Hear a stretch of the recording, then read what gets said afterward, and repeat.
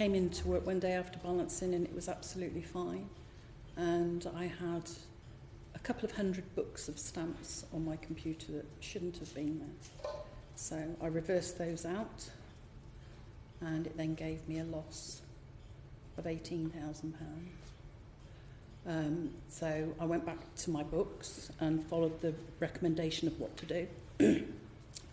Did that, and it doubled the loss. It brought it to £36,000. And previously in my post office, I'd had a loss where one of my staff had not been quite as honest as they should have been. And I had to pay that back, and I knew I hadn't got £36,000. So I took out a loan, I maxed out my credit cards, and I managed to put £10,000 in. And each time I got paid, I put in some more and some more and some more. I shouldn't have rolled over, in all honesty, but I didn't know what else to do because I hadn't got. What do you mean rolled over? Rolled over means that I actually confirmed what cash was there. And by doing that, I was then in a position, I'd done something I shouldn't have done, and I'd gone too far. I couldn't go back on it. So as soon as I'd done that, every spare penny that I had, I was pushing into the post office. And then when I did get audited, I was £26,000 down. I actually didn't sign any of the balance sheets because I knew they weren't right, and I was waiting for an error of some sort to come back, and it didn't. And then when I was there, the 3 auditors stood over me until I signed every piece of paperwork. I didn't want to, but I was told I had to, and I was in such a state then that I did sign them. They then said they would take me to a meeting. I rang the NFSP to ask for some help, and they said because I'd been suspended, as far in their eyes I was no longer a sub-postmaster, so they couldn't give me any help. I asked if anybody could actually come and be at the interview with me, and they refused point blank. And then Mark Baker found out about it, and he actually came as a friend rather than as anybody from the NSFP to assist me. They said in that interview that they were going to investigate what had happened because I was the only person that this had ever happened to. It had to be me. Was I sure I hadn't stolen it? I gave them all my bank account details. I gave them everything because I had nothing to hide. I hadn't actually done anything wrong. I just didn't know why it had happened. And they went away, and I didn't hear anything for 18 months. Then I was delivered a package to say that they were putting our house and our bank accounts under Proceeds of Crime Act so that we couldn't actually spend any money, do anything. They then allowed me to sell the post office so that I could pay them the £26,000. And as soon as I paid the post office, they took all the money. So we couldn't even move into another house. We had to move in with my son. That's all right. Take a moment. Tracy, do you want to tell us your story, and we'll come back to some of the other issues? Yep. Thank you, Wendy. Tracy. Okay, I wasn't a sub-postmaster. I worked for a Crown office. I'd got the job when I was 18 and had been doing back office work until I had some training, and then I went on the counter. I'd been away with my family on holiday. I'd come back, and there was an £11,500 shortfall that had been found on my till that was used by somebody else.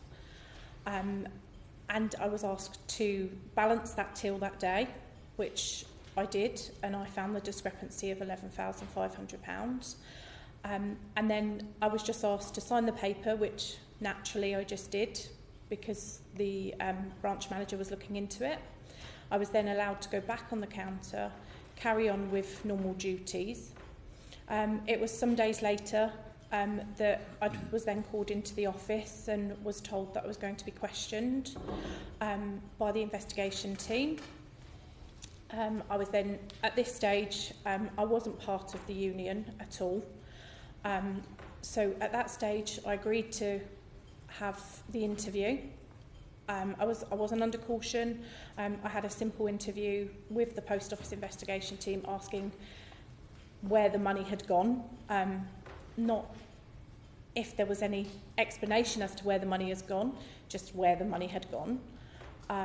And then I was suspended, and then I was actually prosecuted by Post Office for stealing the £11,500. They had access to bank accounts, to my home, and they found nothing. And then we went through court. I had to go through a trial because I pleaded not guilty. And then all through the court, it was never what could have happened to the money. It was just, what have you done with the money?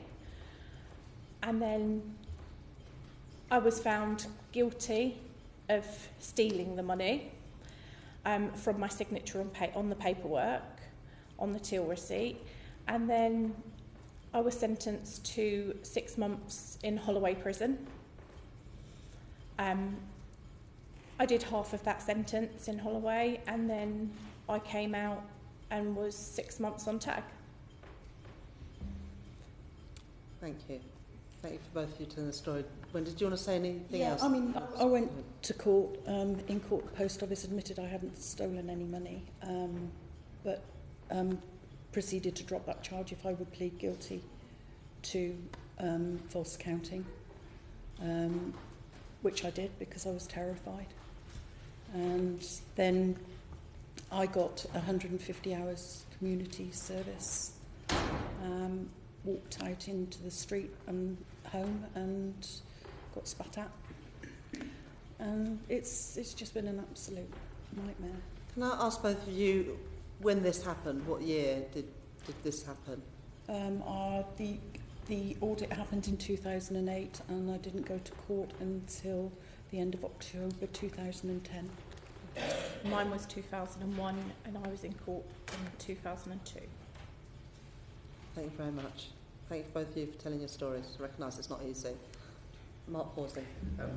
Alan, I want to ask you about the setting up the Justice for Sub-Postmasters Alliance. We've heard very distressing cases from Wendy and Tracy that on the face of it is pretty severe wrongdoing, and they've been falsely accused of stealing, which wasn't the case. How typical is what Wendy and Tracy have told us of the 550 sub-postmasters that you represent? Well, I think that there's only about 60 or so who've been prosecuted. But obviously it's been devastating for all of those.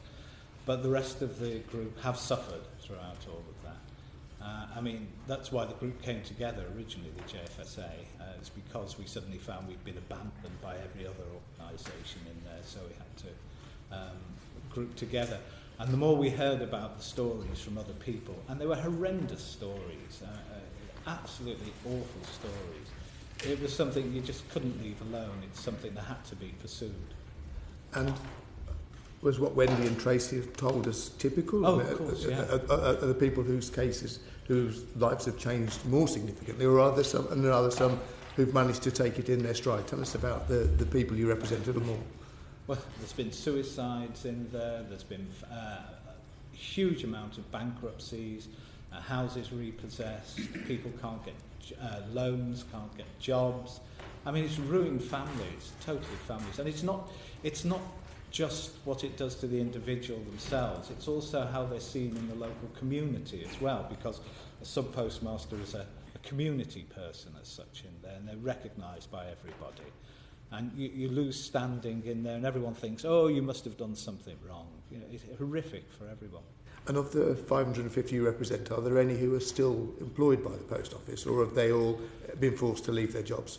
There are a small amount in the group that went through the recent court, the group litigation. There's a small amount in there who are still serving sub-postmasters, and there are even a smaller group who are undecided about how they want to go forward now since the outcome of the court case. And how did you go about identifying the people who'd suffered in this way? How did you recognise the 550? Well, what techniques did you use to identify who they were? Well, there's two parts to that. In the early days, we were sort of a self-help group. We organised ourselves. When we eventually got to court, or when we started legal proceedings, the legal team went out and advertised and for others in there. And then they undertook research into each of those cases and analysed all those. So there were far more than the 555 that went through the whole trial. But would you like to put a figure on the number of people that were affected by problems with the Horizon system then? I honestly don't know, because they've not all come forward, and I think there are certainly a proportion out there who are still keeping them hidden because they are concerned about how Post Office might react and what steps they might take to recover. So is it the tip of an iceberg? There's many more? I think it is. I mean, if nothing else from the court case, it's shown that the system is not stable and hasn't been stable for many years. And there's been numerous bugs in there. And I know from calls I've had over the years that there are sub-postmasters, like I said to you, who are sitting on top of quite large shortages, but they don't want to come forward to Post Office. It's perhaps something that needs looking into. That. Okay, and you said that people like Wendy and Tracy felt abandoned. In what way did they feel abandoned? Where was the support from their employer and their trades union? Well, for those who were sub-postmasters, in the early days you had the National Federation of Sub-Postmasters. They would never support anyone with any cases against Horizon. You were just abandoned by them. And often, from what I used to hear from others, is if someone was being investigated by Post Office and you went to a meeting, Post Office would only ever allow a representative from the National Federation sub-postmaster or a friend to sit in. You weren't allowed any legal advice or legal support in there.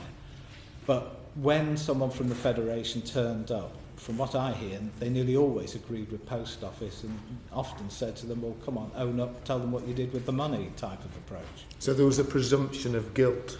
Always. With Post Office, it always has, you're guilty until you've proven yourself innocent. Right. It has been, always across the years. All right, well, thank you, Chair. Thank you. That's right, Darling. Well, thank you, Chair. Tracy and Wendy, when you shared your experiences of working with Horizon, it was pretty matter-of-fact way. When the judge's verdict on the trial between Bates and the Post Office, the judge said that Horizon was an impossible burden, that it was nearly impossible for you to understand how the errors had occurred. And the judge also said that it should have been the Post Office's limited responsibility to account for shortfalls on the Horizon system. So when you found the shortfall in Horizon, I would like to understand how long it took you to try and process, try and understand what was going on and whether there was any capacity within the system to try and find out how the discrepancies have occurred. And did the Post Office not give you any support when there was a glitch in the system? Wendy? No.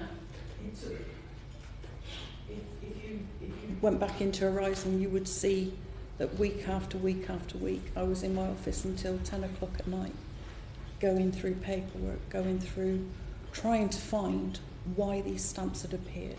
Wendy, so how many hours on top every day were you trying to battle against the system? Well, I was in my office from 8 o'clock in the morning, sometimes until 10 o'clock at night, just trying to find it. It was actually a relief when the auditors actually did finally come in, because I'd had 5 months of just feeling sick all the time, and it's I cannot explain to any of you that have not been accused of something that you haven't done the effect that actually has on you. and the post office say that they are the trusted brand. A brand isn't trusted. The people that run those post offices, that are in their communities, that are helping their communities, are the ones that make the post office trusted. From the way they've dealt with us and the way they've treated us, nobody's being held to account. Nobody's actually admitting that they knew, and I'm absolutely certain they did. You know, we need your help to do that. Tracy, did the post office try and identify a problem? Was it just presumption of guilt? No. Obviously, it was very different for me being in a Crown office. So the procedure was a bit different. I literally just had to do my rollover, sign the paper, and then the manager would deal with any discrepancies that would be there. But not at any stage were they sort of, you know, could this happen, could that happen? It was very much from day one. They were heavy-handed with me, and it was my fault. I'd taken this money, and even though they couldn't find any money, there was no money in my bank account, no money in my house, nothing. I'd taken that money, and that was from day dot.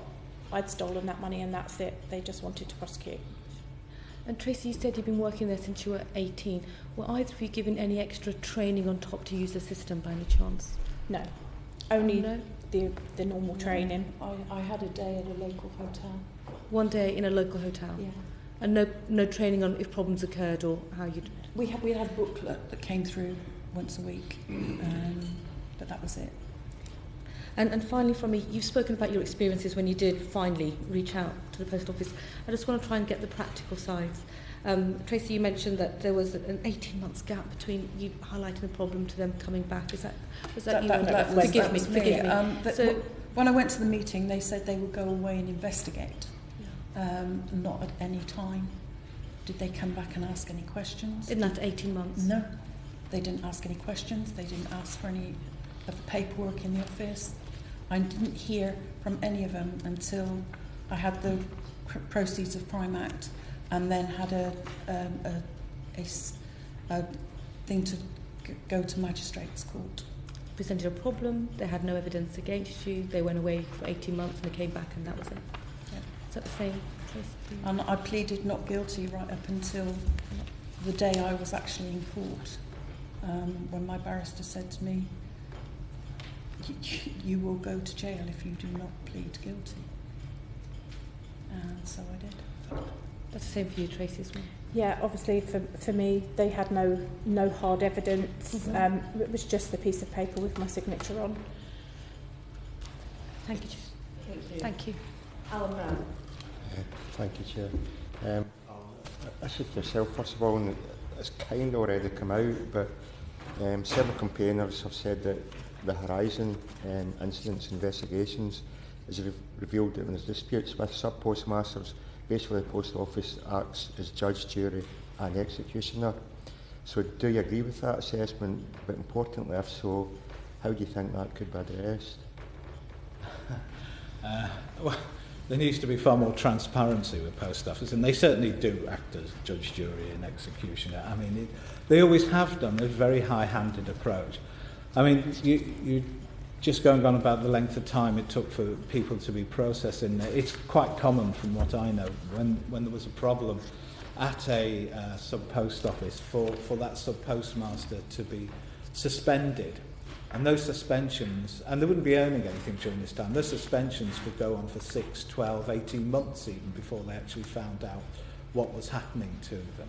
So they were left in limbo throughout all that time.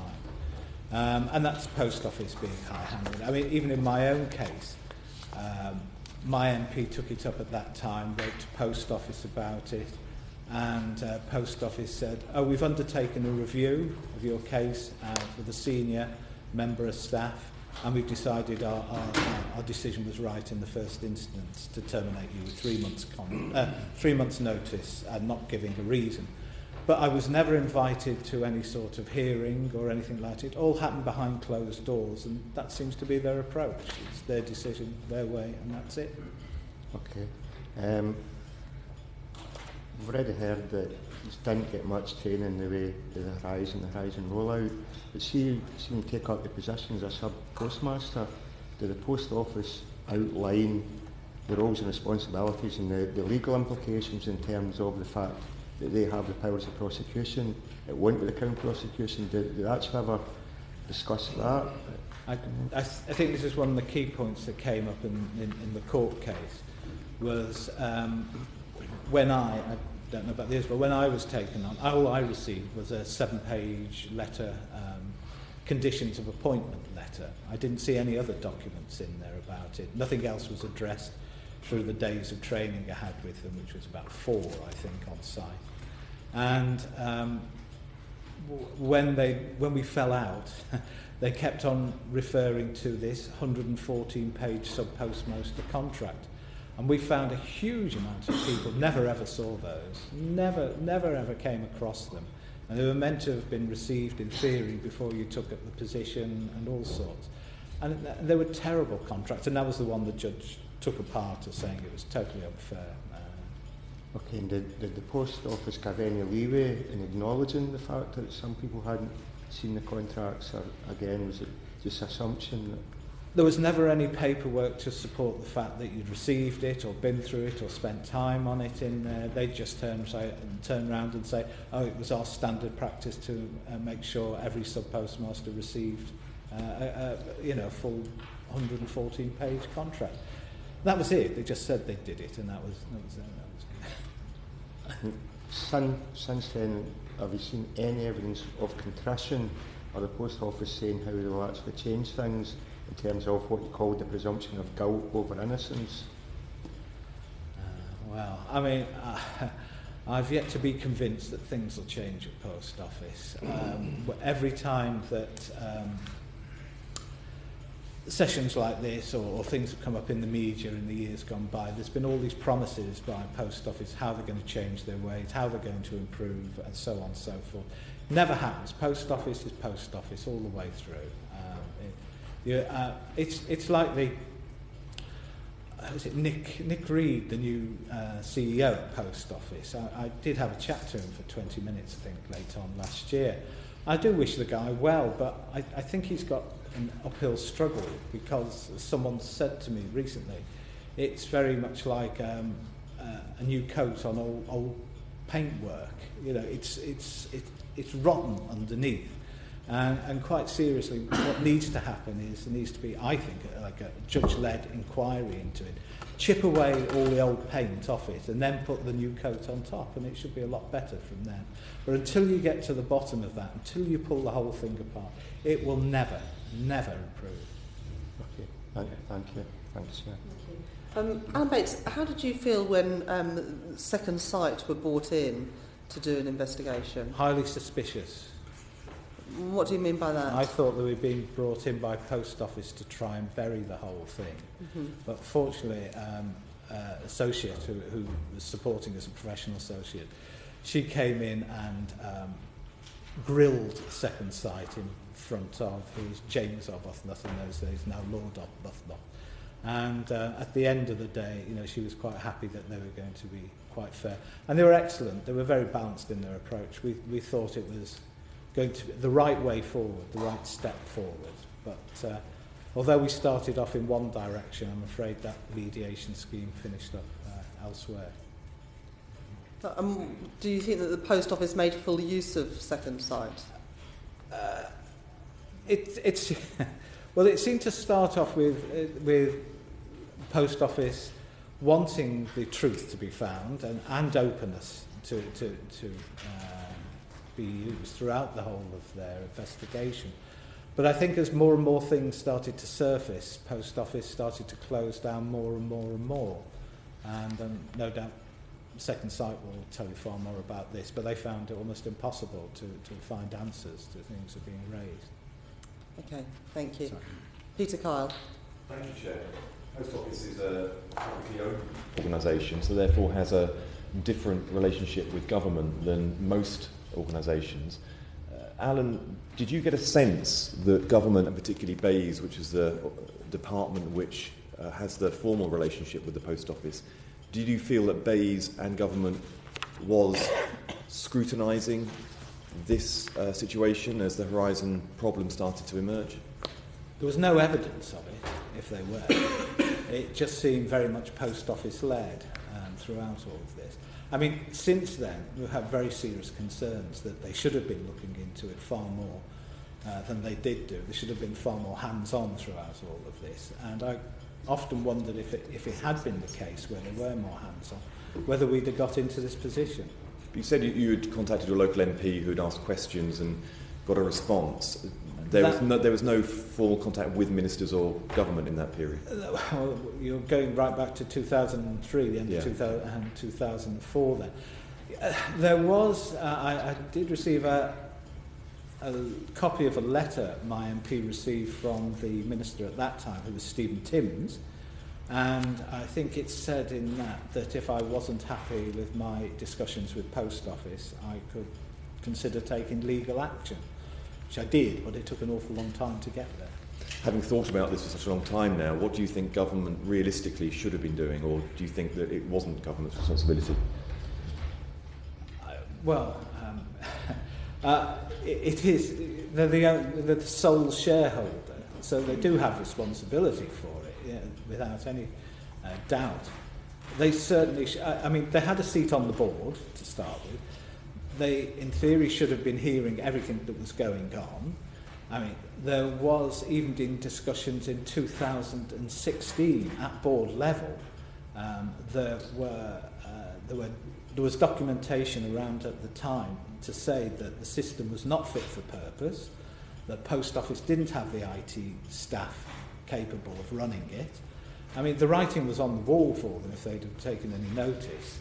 But then they must have been, in my view, part of the board that decided to put so much money into trying to pursue an alternative course through the courts. They're the ones that spent all that money and were supposed to spend all that money.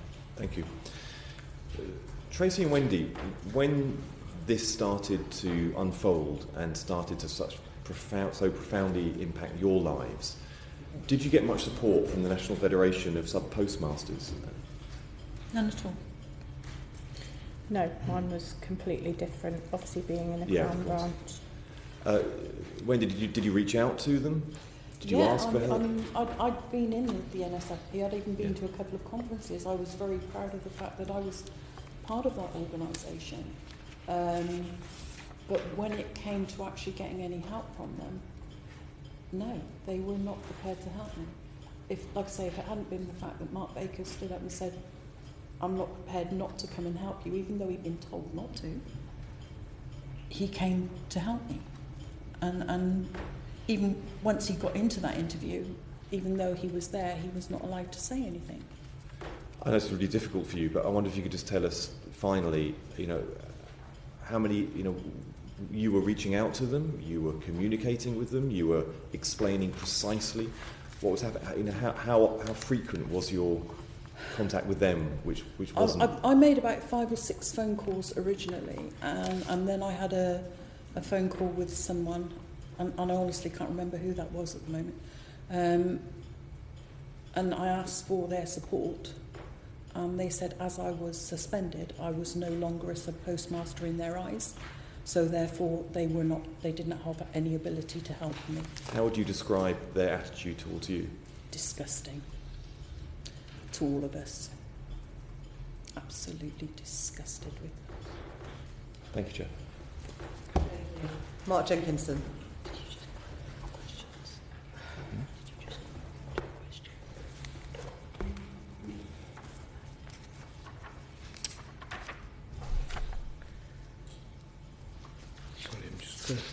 I'll just come back to you in a minute. Sorry, I've got it now. I know where I am now. You happy? Yeah.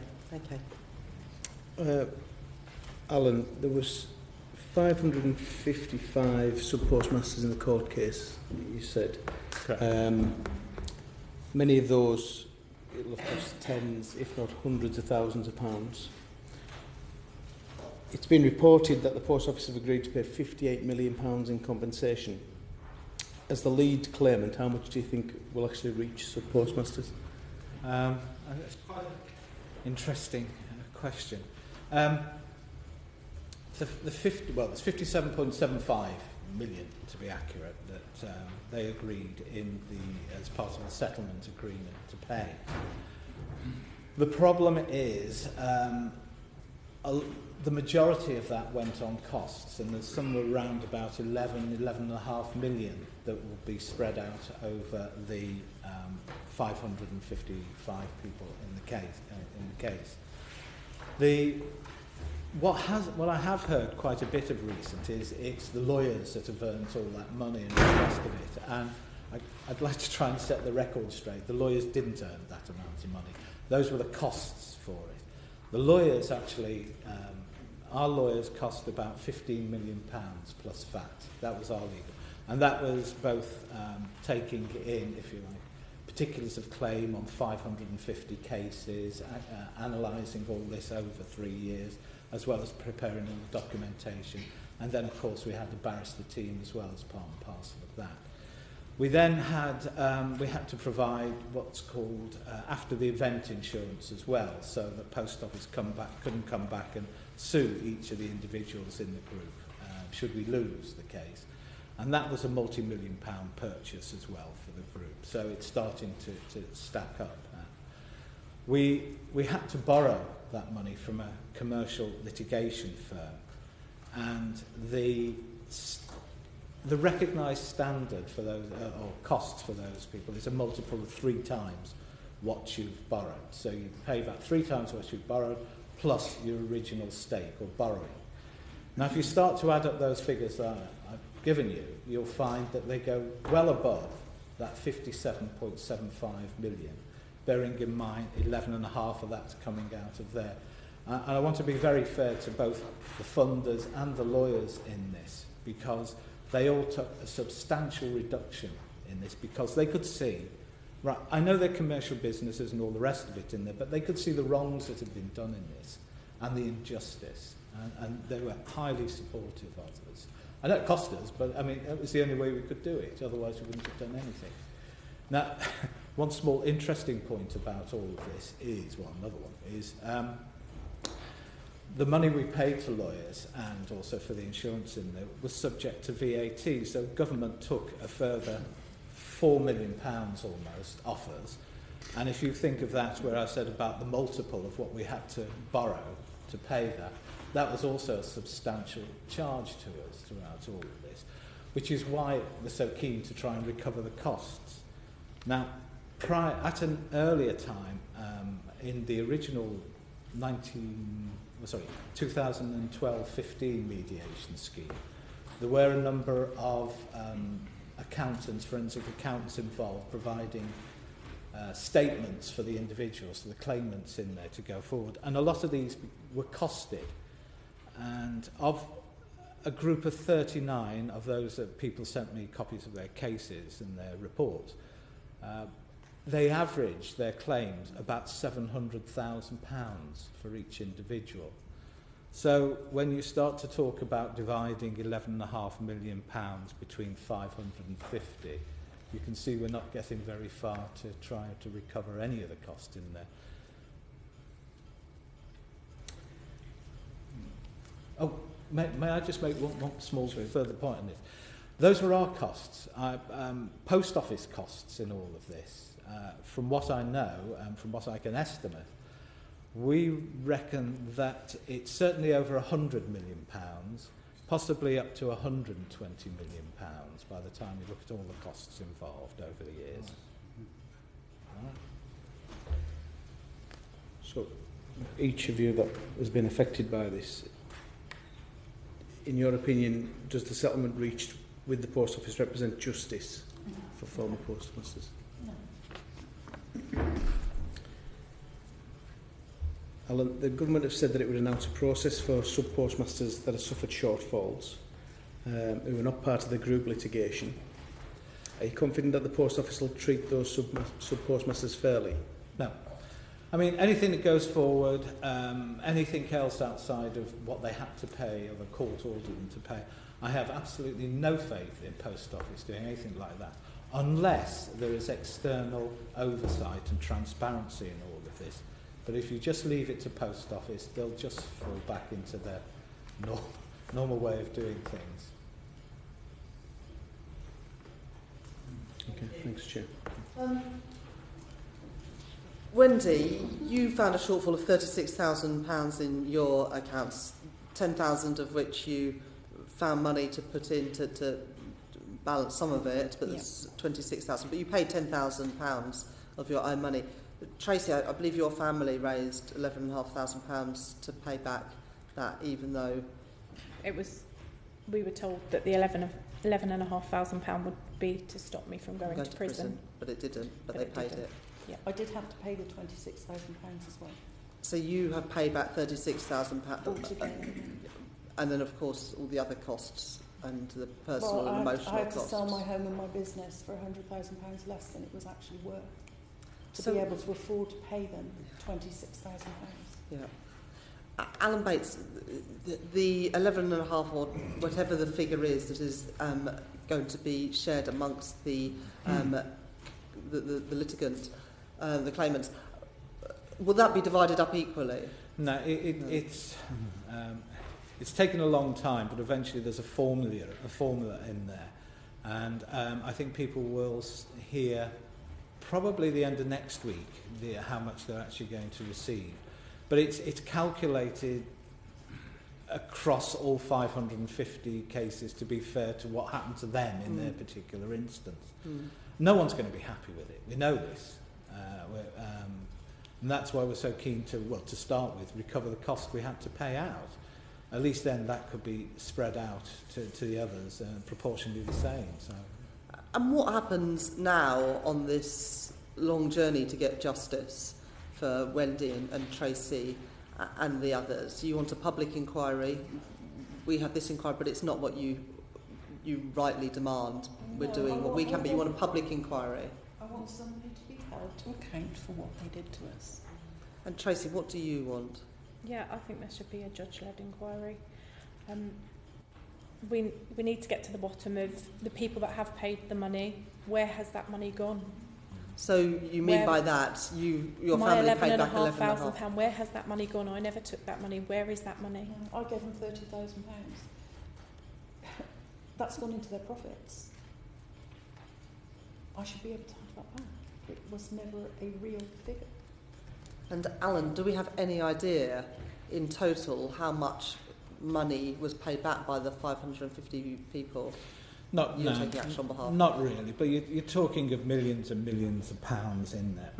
But we always suspect that there's a thing called the suspense accounts, which I'm sure you might ask Second Sight about, where it may well have finished up. A lot of the money might have finished up. Thank you very much. We'll move on. Anna McMorrin. Thank you, Chair. So there are 57 cases that sub-postmasters are before the Criminal Cases Review Commission in relation to Horizon. What support are they getting from the government or from the NFSP? I'm not aware of any. None whatsoever? No. Other than some of our MPs have been very good in supporting us in trying to get debates and that, but others have been completely lethargic and haven't got involved. So that's not the government, in fact? No. So has anybody of authority been in touch with these people? No. And how long has that been going on for? 2008 for me.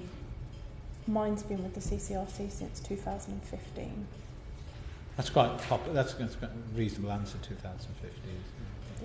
Okay, and is it likely then, because the cases, the Criminal Case Review Commission was going to give some answers back in 2018, and then said that they were going to wait until after the first court hearing, and then it was after the second court hearing in December. Have you heard anything since? There's going to be a meeting of a committee on the 24th of this month to see as to whether they are actually going to put some, all, or not through to appeal. And you've been told that from the CCRC? Yes. Okay, but nothing concrete. No. And have you been told that your cases will be grouped? No. Or that they will have to be heard individually? We've heard rumours that they have to be heard individually, but we've not had any official confirmation of that. And have you heard whether they would be treating those of you who pleaded guilty differently to those We who have pleaded? no confirmation of anything at all. Nothing at all. No. So left to your own devices to worry about it. Okay, thank you. So it was a great big high when we got the judgment, Yeah. but all of us have just come completely down again since that judgment, because nothing's really changed. Okay, thank you. As a select committee, we will draw up a report following our evidence sessions, and in that report we might include some recommendations, and those recommendations could include how the post office might do things differently in future. But Alan, you said that you felt that that the post office was rotten underneath, and despite the remarks of the new CEO and perhaps any goodwill he might have, you seem to indicate that the post office is incapable of change. What should we say as recommendations for the post office moving forward, or is it too late? I think if you're wanting to try and rebuild post office or put it on the straight path going forward, I think we keep saying judge-led inquiry. It has to be a judge-led inquiry, because you will not get to the bottom of things. You will not get people being honest in there. You will get people hiding away left, right and centre. And do you think there are institutional problems within the post office that prevent it from effecting the change? Would it enable it to behave as other businesses might? Oh yes, it needs far more transparency in the way it operates, all the way through the whole of the system there.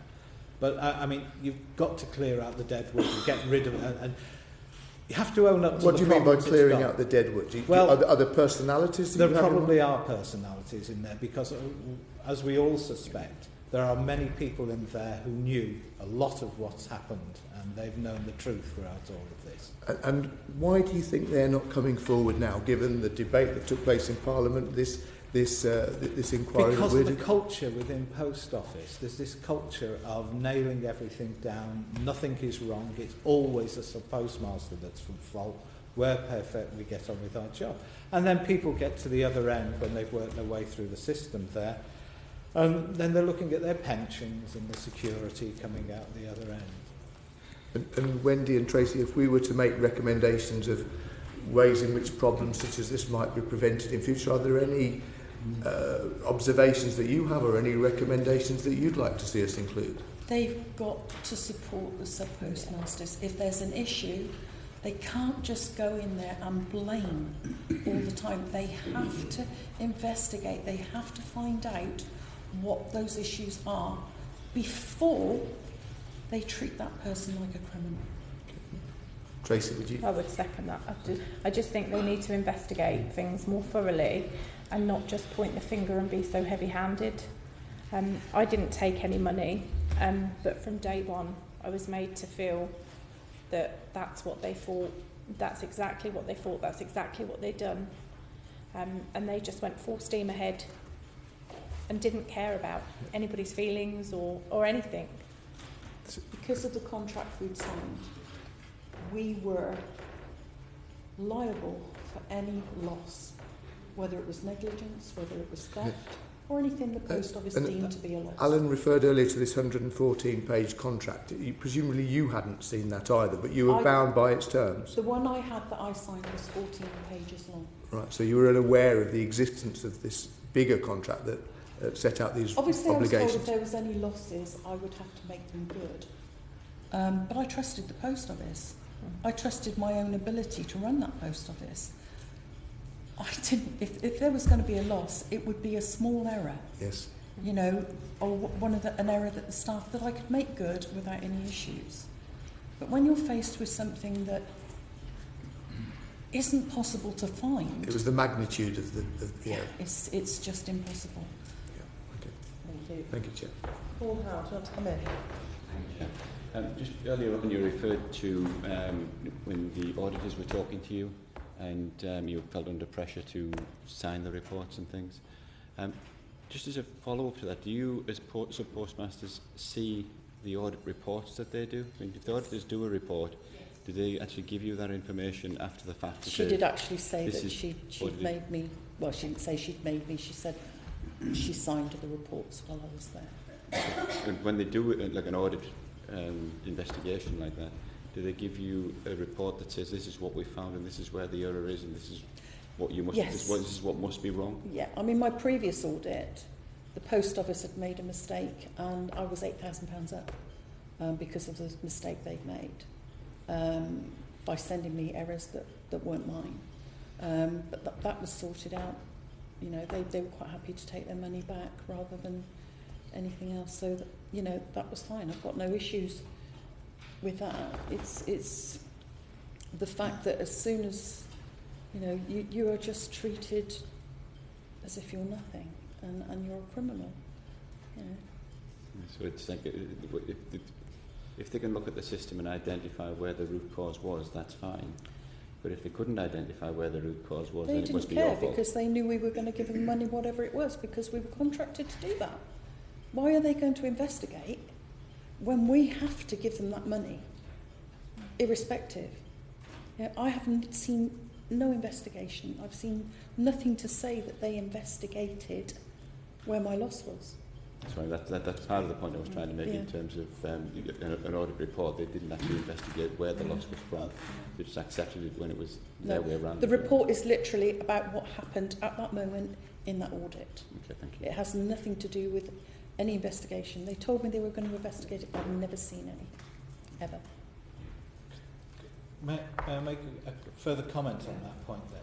I think often what was found that the Post Office concentrated on asset recovery rather than investigation. It very rarely went in and investigated cases at all to any great degree. But there has been a slight change since the court case, or the outcome of the judgment from there. Whereas in the past it had been for the onus was on the sub-postmaster to prove where that loss had gone before Post Office would correct it.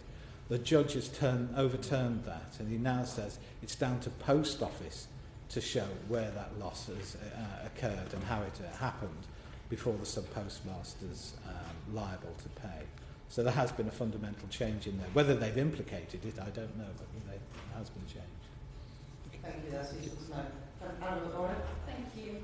So many parliamentarians and sub-postmasters just such as yourself have supported a public inquiry, calling for a public inquiry. And in fact, one parliamentarian, the MP for Jarrow, just a few weeks ago in the chamber here, asked the Prime Minister if he would commit to launching an independent inquiry. And he said yes.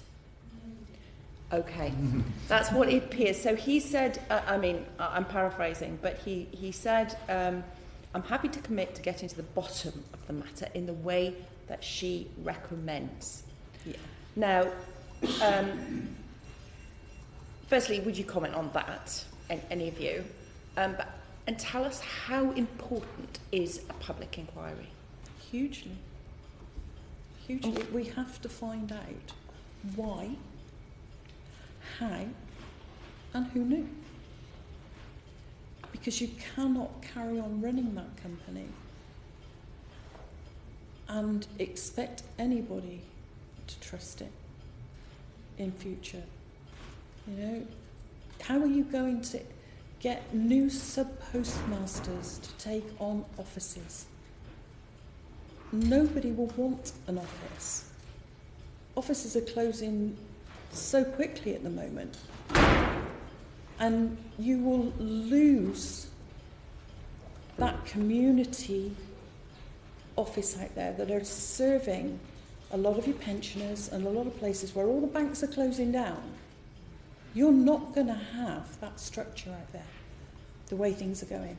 We have to get it looked at, we have to get it sorted, and we have to have a judge-led inquiry to ensure that going forward, people trust the post office enough to actually want to go and have an office and work in the office, because you won't have that structure there anymore. By destroying the sub-postmasters they've got, they've destroyed their own post office network.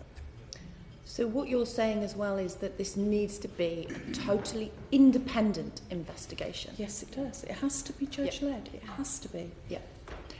So you said just a moment ago that the Prime Minister didn't agree with the MP asking the question. Can you expand on that?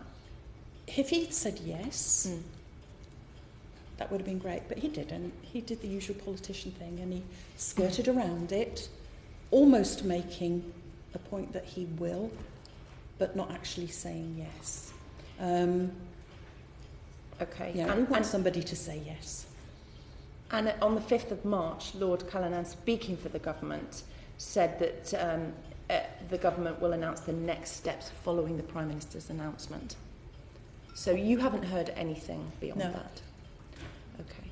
But tell me what issues this public inquiry should cover. Alan Bates. I think we, the claimant group, have provided and so far paid for almost 1,000 pages of court-tested evidence, which is a very good starting point for any inquiry to revisit that and see exactly where it needs to go and who was involved with those types of decisions along the way. That will certainly be key to it. But as I said earlier, you're going to have to scrape everything away if you want to try and rebuild it into a modern business these days. Okay. Does anyone want to add? At the moment, we're still using the same Fujitsu-led system. I'm not confident that it's still working the way it should do. I'm not confident that it's robust, as the Post Office really like to use that word. Robust now means to me broken. It needs to be absolutely certain that those sub-postmasters and those members of the public that are using the Post Office have absolute faith that that computer system is doing what it needs to do. Thank you all three of you for coming to give evidence this morning. You've raised really important issues around trust and culture. It seems from the evidence that you've put forward this morning that instead of trying to understand the root cause of the problems for not just why you two, but many, many others in similar situations couldn't explain, reconcile the accounts that were being shown up to you. Instead of trying to get to the bottom of that, they looked for an easy scapegoat. In the case of what happened to you, Wendy, were the scapegoat, and you, Tracy, were the scapegoat. And in a well-functioning organisation, and an organisation where the people who work on the front line are trusted, you would expect to see more of a dialogue to try and understand the issues rather than jumping to conclusions. And sadly, in both of your cases, the conclusion wasn't revealed for many, many years after the event. And as a result, your lives have been in turmoil, and not just your lives, but you've been brave in speaking out, not just here, but on other occasions as well. And for that, we're very grateful, but also people who are in your position, and many people who haven't yet come forward, but perhaps are in your position, will also be very grateful for your bravery and your honesty. We've spoken a little bit already this morning about what happens now. Obviously, the decision by the High Court in December was a welcome one and has given you some closure. But as you have all said this morning, and many others are saying as well, to really understand and get full closure on this, some more steps are needed. The CCRC will be really important to in your cases, look at those convictions. And although no one can ever take back what has happened, and Tracy, in your case, can never undo those 3 months that you spent in prison, you can at least get some justice, perhaps, through the criminal justice system. There's also the issue that Alan set out very well about compensation, because the money available from this litigation will not be enough to compensate for your financial losses, let alone other losses. And then, of course, there's the issue of the judge-led inquiry. This isn't the end for our select committee. Will be taking evidence, as you know, immediately after this from the NFSP and also from the CWU. And on the 24th of March, we'll be taking further evidence from the Post Office and also from current and former directors there. So I hope that we can be part of that journey for delivering for you what is needed. But in the meantime, a huge thanks for coming along to give evidence today. I understand and recognise that at times that's been difficult for you, but you speaking out, I think, has helped our understanding and hopefully will bring us a little bit closer to the justice that you need and deserve. Thank you very much. Thank you. We'll move now straight into the second session, so if the three witnesses want to come forward, that would be helpful.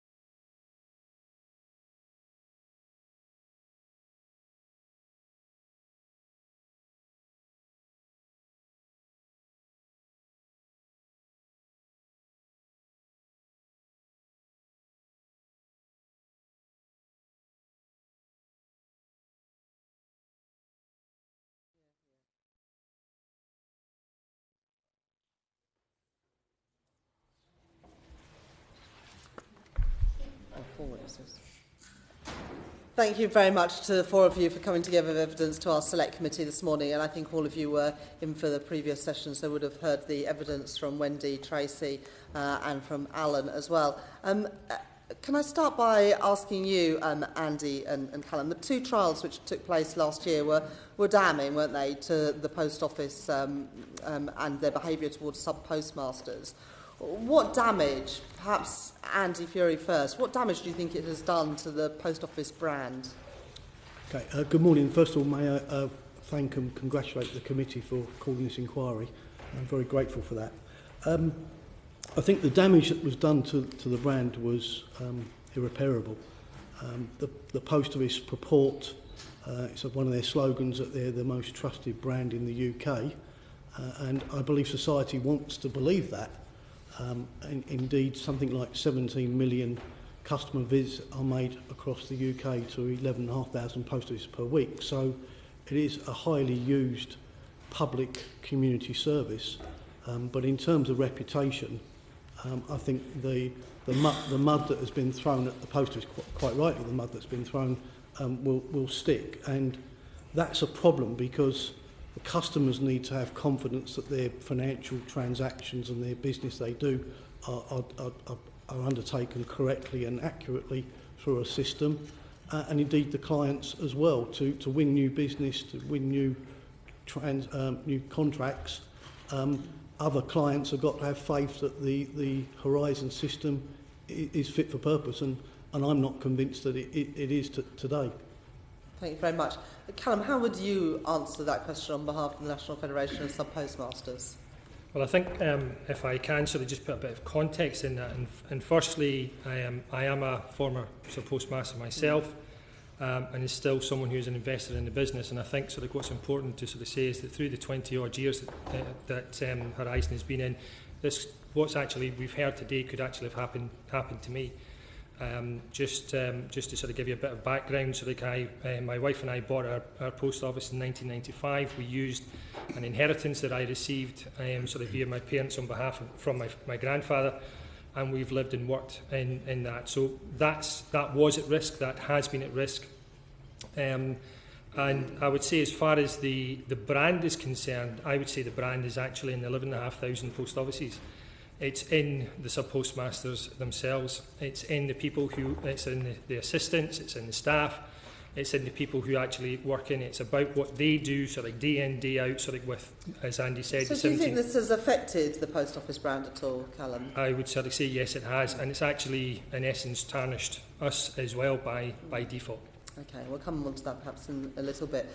So far it's cost, well, we don't know, when we'll ask the Post Office when they give evidence, we don't know exactly how much it has cost Post Office Limited so far. Some people say 70 million. The evidence we've had in the earlier session today suggested 100 to 120 million. Of course, there's the costs, the High Court, that the Post Office will have to pay for the costs of the litigation. So what impact, if any, do you think this is going to have on the funding for the Post Office network? And Andy Fury? We're very concerned about the costs, the hidden legal costs, and I think it would be good to get some transparency there. And I was interested to hear that Alan said in the earlier evidence that he estimated something like £100 million of Post Office legal costs. If it is in that scale, then that wipes out 2 years of profit. I mean, to put that into context, the Post Office is about £1 billion turnover company. So to put aside 10% of its turnover just on legal costs is phenomenal. And it begs the question is, who's authorised that expenditure? Because the aggressive defence of itself legally was right up until middle of December when the settlement was reached. So, I mean, they even tried to recluse the judge. And so, therefore, somebody somewhere, at the Post Office board level, has made that decision to spend that public taxpayers' money. And it's a significant sum of money. And our worry is that that is then going to have repercussions in many years in the future, because postmasters simply can't afford to make ends meet at the moment with the money they're getting to serve the public. They need to receive significantly greater sums of money to keep their head above water. And where's that money going to come from, having squandered circa 100 million on legal costs in a futile case to defend itself because they couldn't defend themselves for what they'd done? And Callum, have you got any thoughts on the impact this might have on the finances of the post office? Those numbers from Andy Fury are quite worrying. Do you share those concerns? Absolutely. If we take into, I took over in June 2018 and have been working hard to ensure sort of my colleagues around the country sort of receive sort of a fair remuneration for the work that they do. We commissioned a survey sort of to ask our members exactly sort of what their thoughts were, and 2,500 sort of said that given sort of the levels of income that they're receiving, they're either looking to close, downsize, or sell their business. What we're able to do is ensure £40 million worth of income has come into the network over this current financial year and the next financial year. But then this has an impact going forward. We, as an organisation, are working to try and increase the remuneration, but it all depends on the profits that the business is able to secure and able to generate. So if that is impacted, then the Post Office's ability to fairly remunerate sub-postmasters will naturally be compromised. And are you receiving now complaints about the Horizon system from your members, Callum Greenhoe, or has that gone away as an issue for your members? I appreciate that it's a massive issue, and of course it's a massive issue, and if we look at it in relation to the number of people that have worked within the Post Office, have used Horizon sort of over the year, it might be a small number of individuals, but they're still individuals, and that is the most important thing that we cannot forget. However, so in the last year, how many complaints have you received about Horizon? As a number, I honestly don't know. Would you be able to get back to me with that information? I can try and find that information, but it's not a figure that I have to hand or I'm aware of. Andy Fury, would you be able to tell us about, from CWU members, how many complaints you've had? How many people have come to you about issues? On our social media sites, the chatter from postmasters is that it's a daily occurrence that something is going wrong with the current system. That's this week. Last week, screens are freezing over. Different numbers are appearing. There was an article this weekend in the Sunday People where Mark Baker, who was mentioned in the earlier evidence, Mark's our National Branch Secretary for Postmasters, and should pay tribute to him actually for all the hard work he does in defending postmasters and supporting postmasters. But Mark highlighted in that article that since the decision, the settlement in December, the problems are continuing with Horizon. And, you know, I take no comfort in saying that, because everybody that's involved in the Post Office wants the system to be robust, using the expression that the Post Office used, but I don't believe that people do have confidence in that. That's whether you're a counter clerk directly employed or a postmaster. There is a big question mark now about the legitimacy of how that system operates. And Callum Greenhow, do you have confidence in the Horizon system today? Well, the judge has sort of said that it's robust in the way that the robustness can be. But I think we've also got to look beyond actually the computer program and actually into the processes that the Post Office have in place, and that's where there's potential sort of issues. And if we do not have clarity, we do not have transparency, and we do not have openness as to sort of how when something inevitably will go wrong, because we have to sort of understand, and I appreciate that I'm sitting next to two expert witnesses as far as IT is concerned, but and I'm not, but my viewpoint would be that no computer system can be 100% infallible 100% of the time. So inevitably something will go wrong at some time, particularly if you have processes in place that are not as efficient as they should be. So we need to make sure that there's openness, transparency, and has already been said, and I totally agree with it, that if something does go wrong, these people have to be treated properly and fairly and with respect. They are investors in the business, and when something goes wrong, even though it might be on a small number of occasions, we still have to make sure that there is transparency and it's done right and it's done proper. Thank you very much. Paul Howell, can I bring you in? A couple of comments that just surprised me a little bit in terms of the question from Chair about the number of instances that you're seeing at the moment. If I'd worked for an organisation where we'd had the degree of impact that this court case has had and the whole thing that's had, I would expect the CWU, I would expect the National Federation of Sub-Postmasters, and I would expect the Post Office to be logging every single instance of every single complaint that's going on, so they know whether there's something still continuing. And are you saying that you don't have that sort of information at the moment? Sorry. I have to sort of as say... an organisation, not necessarily as an individual, but at least as an organisation. We've certainly had phone calls, and I'll be able to sort of go through those phone calls, because these phone calls are logged, and I will be able to sort of provide that information. Sorry, I would just... Yeah. I wasn't expecting I was caught off the hop there, but I can find that. Yeah. I'm sure the Post Office listening to this evidence session and also can supply us with that information. Perhaps we could have a timeline of the number of complaints per year for the last 10 years or so, but we can clarify with the Post Office what information we would like on that, because I agree that would be very useful information for this committee and to see whether the system is performing better than it has been for many people. Peter Kyle. Thank you, Chair. Andy, the UK government investments and BEIS are the two government departments that have oversight of Post Office and its operations. Do you think that what has been uncovered with the Horizon situation tells us anything about the relationship between government and the Post Office? I think that if we get this judge-led public inquiry off the ground, which hopefully will happen, I think that the role of BES and the appointee, it's not just one, it's 3 or 4 different appointees over this period of time from BES that sits on the board.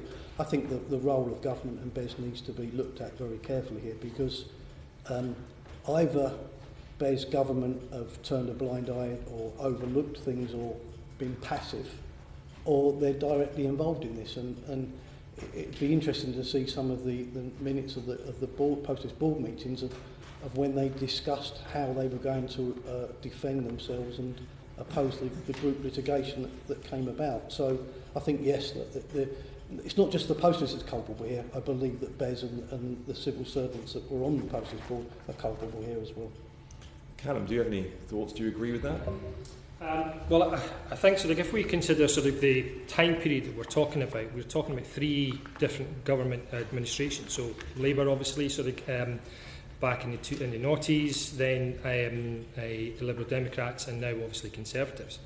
And they certainly have had a hands-off approach. And Alan Bates referred to a letter we received from the Stephen Timms. And certainly the information is very much hands-off. And certainly from the Federation's point of view, since I came in 2018, so like I have been working to try and encourage a greater involvement of BAYS, UKGI, in Post Office matters to ensure that actually everything is being done right, to ensure that there's scrutiny sort of the Post Office.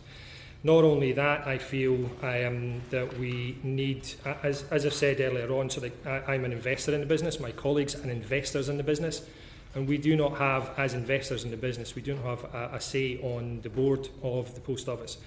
And I think so that it's time now that voice, the investors of the business, is heard at board level, so we can actually understand and actually put what is going on within the network, what is going on in our post offices, the issues, the challenges that we are facing, that has to be heard at board. And it's not simply just a corporate direction, we're going to generate £100 million, how are we going to achieve it, and this is what we'll do. Thank you, Chair.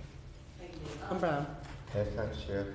We've already heard in the first evidence session about the trauma of sub-postmasters being accused of fraud, with almost right at the outset as a presumption of guilt from the Post Office, as far as you're concerned, and that led through to the prosecution phase.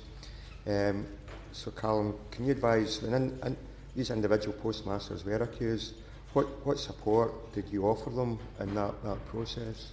It's going to be a difficult one for me to answer for the simple reason I wasn't sort of in any position as far as that level of support. The decisions that were made by my predecessors and his predecessor, I wasn't party to the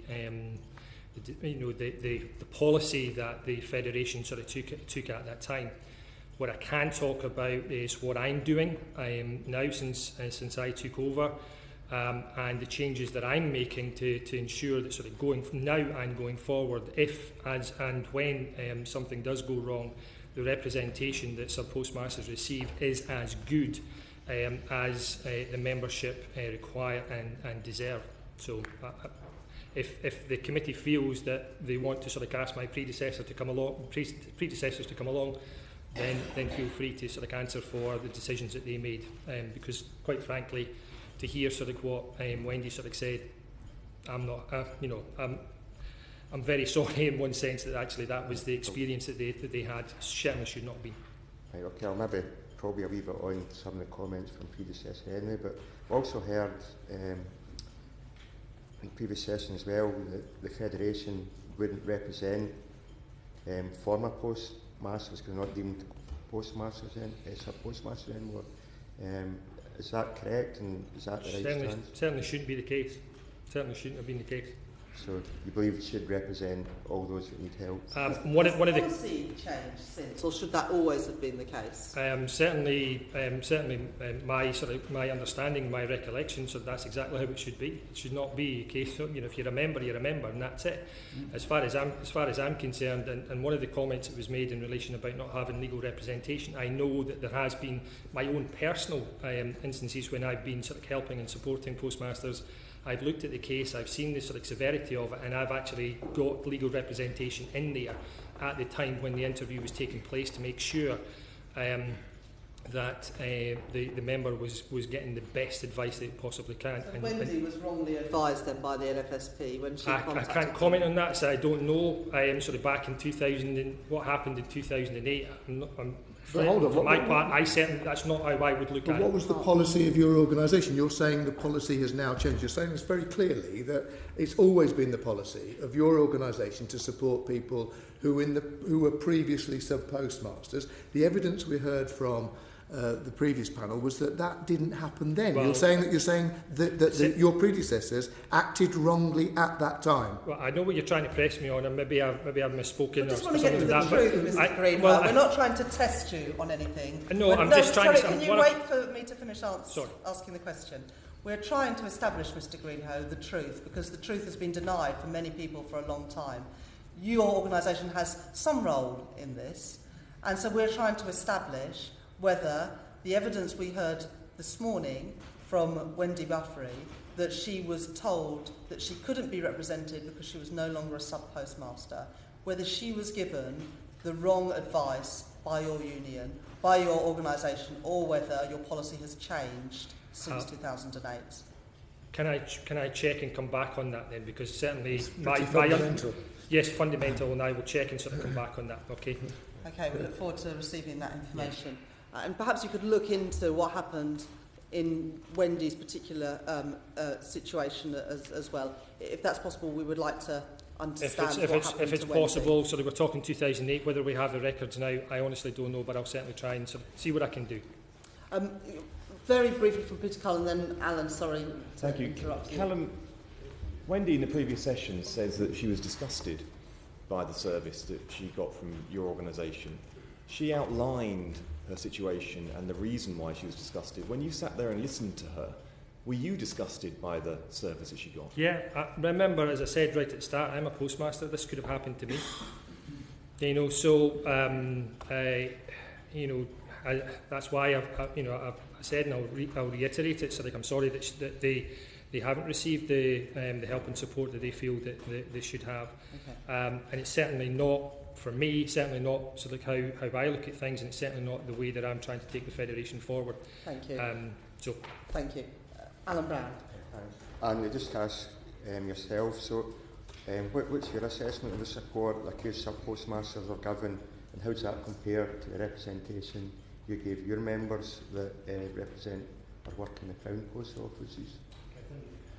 Just to put this into context, because I think this is a scale issue here. So in 2018 and 2019, 2 calendar years, the Post Office has provided me with statistics recently that says that 13 employees were dismissed over those 2 years. Just 13 out of an organisation of thousands dismissed over 2 years. You then compare that with 555 people that have gone into the group litigation, the vast majority of which had been dismissed by the Post Office. We heard this morning from Alan that some were still working postmasters, but the vast majority have been dismissed. Even allowing for the number of years this has been going on, this is the scale of this dismissal of postmasters is simply I'm flabbergasted by it, and I have to say I don't recognise the response from Callum about his organisation. I think that's a caricature of what actually went on. The feedback from current CW members, from people that were dismissed, was that they were let down badly by the National Federation of Sub-Postmasters, that often, or almost without exception, took the side of the Post Office. And we've heard earlier on about culture. I mean, evidently the culture in the Post Office was that you were guilty, come what may, as a postmaster. And my belief is that the Federation of Sub-Postmaster was sucked into that position and supported that position. In terms of what the CW will do or has done, I've spoken about Mark Baker. Mark Baker, who's a working postmaster in Salisbury, if one of our members comes under scrutiny for potential disciplinary measures, he will go and visit that member. He will take time away from his business at the Post Office, and he will travel wherever it happens to be throughout the United Kingdom. He will interview that person. He will be there supporting them and advising them and giving them guidance, and will accompany them and represent them at a discipline hearing and any appeal. I mean, that's the normal position that the CW would apply to any of our members. We would give full support, guidance and cooperation. We wouldn't condone dishonesty, but we would point to the fact that there was weaknesses or temptations put in the way. But the reality is that I fundamentally believe that you spoke about the tip of the iceberg earlier on, 555 people were let down badly. And there's many, many more behind that, because the post office has opened up, is about to open up this scheme, and there needs to be transparency of what this scheme is actually about, where people can put a claim in to say what money they've had to make good. And I suspect that once that scheme is open, the floodgates will open up, and many serving postmasters will start to put a claim in to say they've made good on thousands of pounds. And the bottom line is people haven't had the confidence to go to the Federation of Sub-Postmasters to get support. And you know, that's a shame, because had the support been there throughout the whole of this episode, then we might have had a different outcome. Okay. Alan, you've got a few more questions. Yeah. Thanks, Chair. Carl, just to get back to yourself, so just on, I mean, we're hearing about the tip of the iceberg and trying to analyse the performance of your organisation before you come in and where it's at now. So what's your view of George Thompson, who was then the General Secretary of the NFSP, when he made comments to the Biz Committee 2015, and basically he suggested that in many cases shortfalls in the horizon were either errors or in fact members of staff misappropriating money. It was just the fact that the sub-postmasters were naive and didn't realise it would be staff misappropriating the money. So do you have a view on that? Well, I'm going to be very careful how I answer that, because I could be implicating people in wrongdoing. And that's certainly not my intention today. I think, sort of, as someone who has actually used Horizon over, as I say, over the last 20 years, I was a postmaster for 23 years, can I say that I had shortages within my balances? Of course I did. Can I absolutely pin it on Horizon? No, I can't. Did I make mistakes? Did staff make mistakes? Of course we did.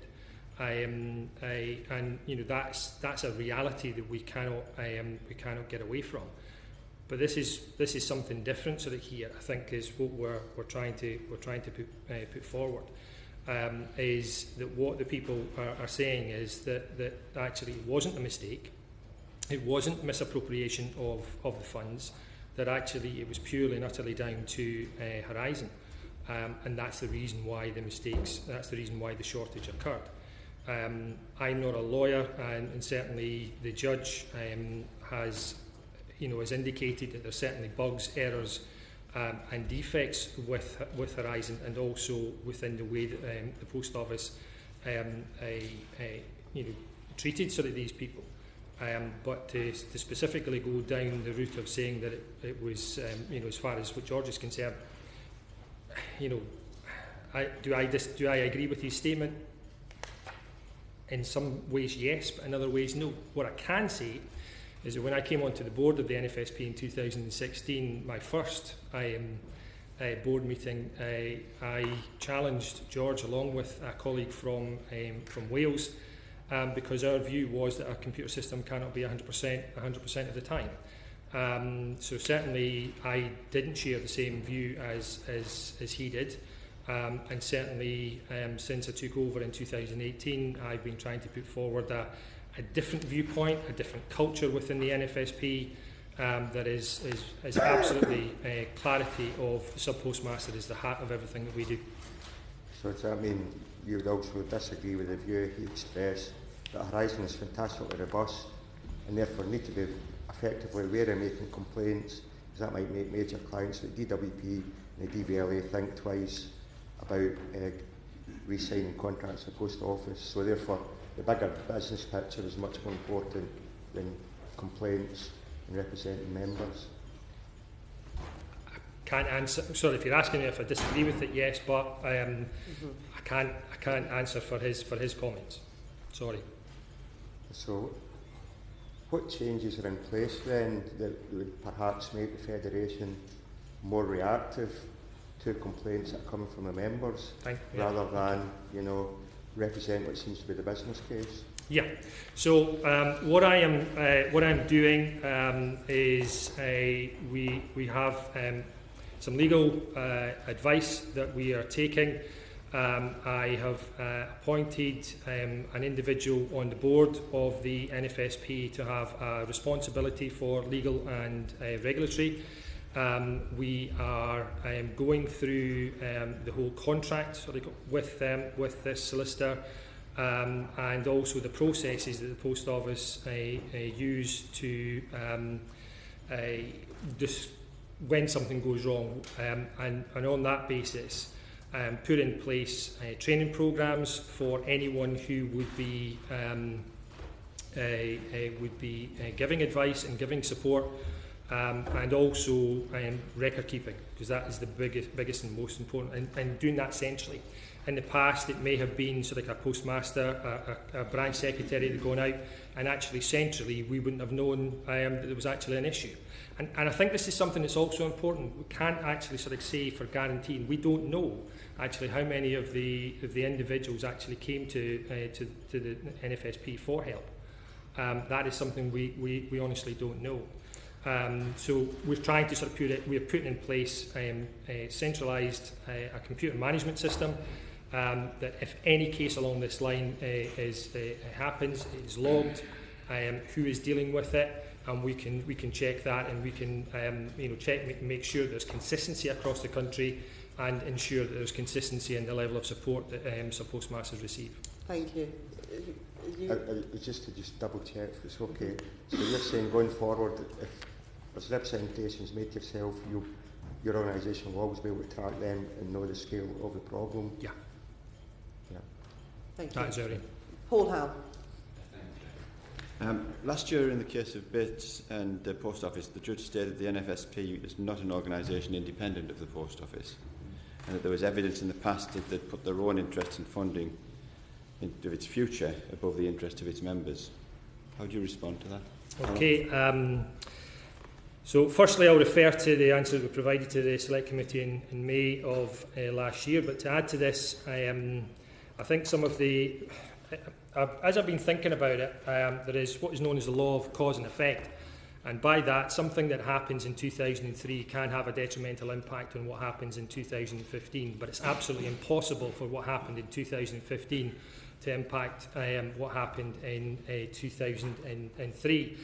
So most of the time when actually these cases were being heard or were actually happening, we were a trade union. So as far as our independence, it really is a moot point, because we were a trade union, the independence was there, so there's no issue. However, what's important at this moment in time, so like as a trade association, what we want to do is we want to make sure that that there is no financial barrier between the representation that a postmaster receives from the NFSP. So in other words, it's free at point of use, and that is really important, sort of given the challenges, the financial challenges that postmasters face. So therefore, it's free for them.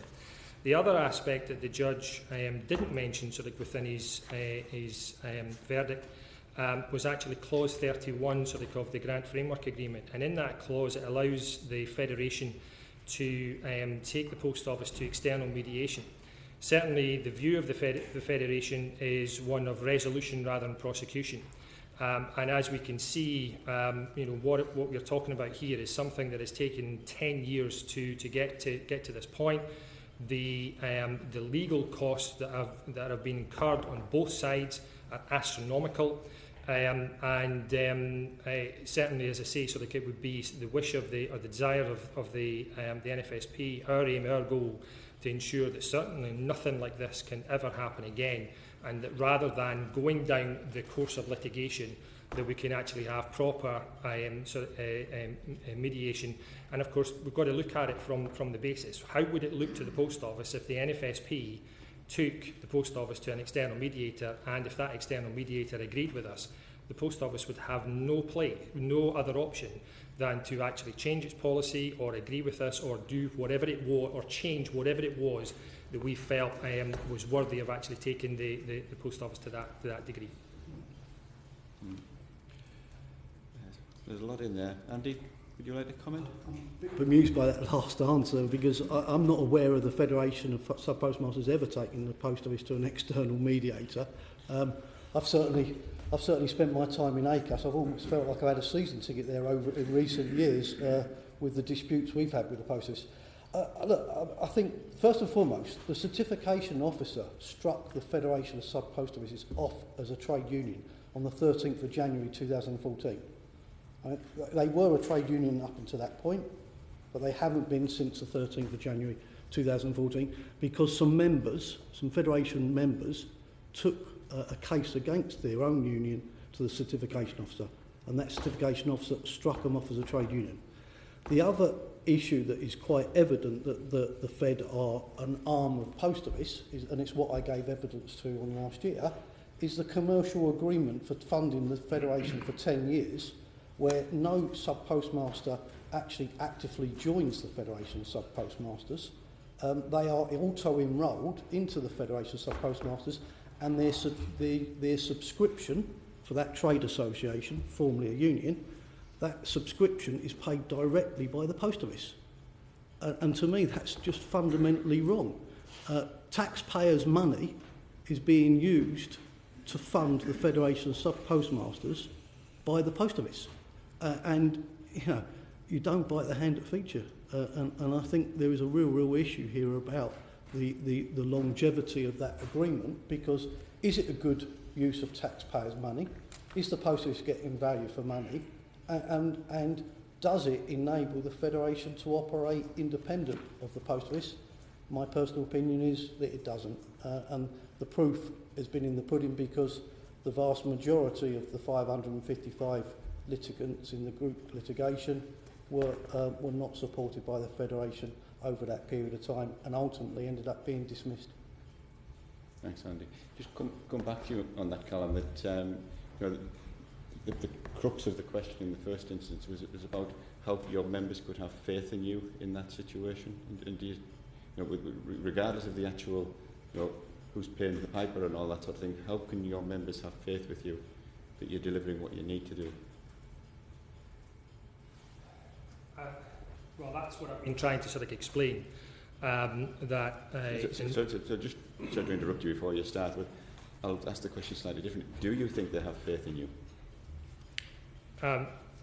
Yes, I think they do. And irrespective of obviously the position that the CW are trying to sort of put across. And the reality is that when we carried out our survey in this time last year, there was a strong over 70% of the people really valued the service and support that the Federation provides. And that's not to say the other 30 didn't. It was just more that 70% really valued it. So on that basis, I'd have to sort of say yes, they do. They do value sort of what we do. We do value what they do for us. What they also want us is to increase the remuneration, and they also want sort of to have greater engagement sort of with the Federation, and that's exactly what we're trying to do. As I've pointed out, we are in the process of putting in place a specialisation in relation to this specific area. I started that before the court cases, and members will very shortly be able to sort of see exactly the increase in the level of representation that they receive. And bearing in mind sort of a lot of what we have done sort of over the last 2 years has actually improved things for some postmasters, and this is only the beginning of a very big task that I have before me. I think there's things. If you can just indulge me 1 second, Chair, just to want to go back to an earlier point that in terms of just trying to get a context on things. One of the things we heard earlier was about how an adjustment that caused an error of £18,000 that suddenly became £36,000. My understanding, I don't know whether it's right or not, but my understanding was that was on a daily transactions. So if that's on a daily transactions, what's the sort of value of transactions that somebody's dealing with in a day? Is 18,000 10% or 1% of the total turnover that you're dealing with? I mean, if you've got an adjustment of £18,000 which you're having to pay back as cash, that's a significant amount of money that, in terms of what certainly I perceive a lot of post offices are relatively small businesses. I can understand in a multi-billion business, but not in a small operation. So can you give us a context of what the sort of daily turnover would be to relate that to? Oh, I honestly couldn't. I honestly have no idea sort of what the average daily turnover of a post office is. Sorry, I couldn't. I could again. Post office. Sorry. What's the turnover of your post office? As well as I go on what I'm remunerated for. I can go on that, but as far as, because it's different for different offices, because it depends on the actual context. Some offices could actually have, particularly if they've got lots of banking. But you run a post office branch. That's right, isn't it? Yes. Yes. But So the actual sort of figure of how much income that develops is not something that I know. I have to sort of say no. No, but sorry, It's not. What we have to understand is running a post office is not in the same sense of, or I'll rephrase that. When it comes to sort of dealing with the actual Horizon system and what comes in and goes out, is different from what you're doing if you're running your retail. So in other words, what you've got is you sell, in my case it's cards and gifts, I sell a card at $1.99 and I sell 100 of them, obviously it's £199, so therefore I know what my turnover is. Whereas when it comes to the actual Horizon system, it's different, because actually that could be, we could have a